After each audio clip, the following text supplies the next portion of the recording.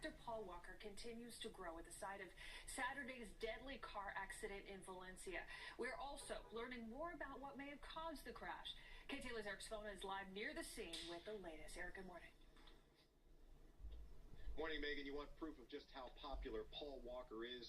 All you have to do is look at this tribute here at the exact spot where he died. People are leaving behind candles and notes and flowers and cards.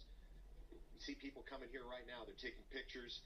Meanwhile, this morning, there's a new theory. There are actually several new theories about exactly what may have caused the crash that ended Paul Walker's life. TMZ is reporting that Walker and his friend may have been racing another car just before the accident that killed them.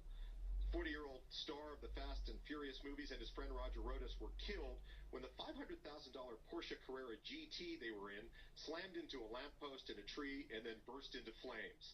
TMZ is reporting that cops are investigating the possibility that Walker was in the middle of a high-speed street race with another car at the time he crashed and died this weekend. According to TMZ, investigators have received tips that Walker and Rodas had been racing prior to the crash. Sources say the area where the crash occurred here has a history of being a popular street racing location, and TMZ is reporting investigators are looking for video and witnesses that could prove that another car was involved here. Another theory is that a mechanical failure may have led to the crash, possibly a leak of steering fluid in that Porsche. Now, sheriff's investigators have had no comment yet on either of these theories. They have said speed was definitely a factor in this crash, which only involved the one car. They haven't said exactly how fast the car was going. Now, yesterday, Paul Walker's Fast and Furious co-star Tyrese Gibson visited the crash scene. He was too emotional to even speak. At the time of his death, Walker was in the middle of shooting the 7th installment of the Fast and Furious movies. His film spoke to so many young fans who love driving and fixing fast cars. He was just such a down-to-earth guy.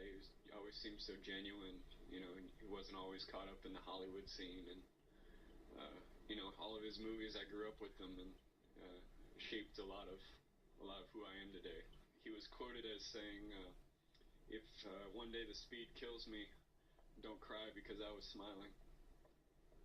So I don't think he'd want us to be sad. Back here live, I'm looking at a very large group of people, maybe more than a dozen people. They just showed up here.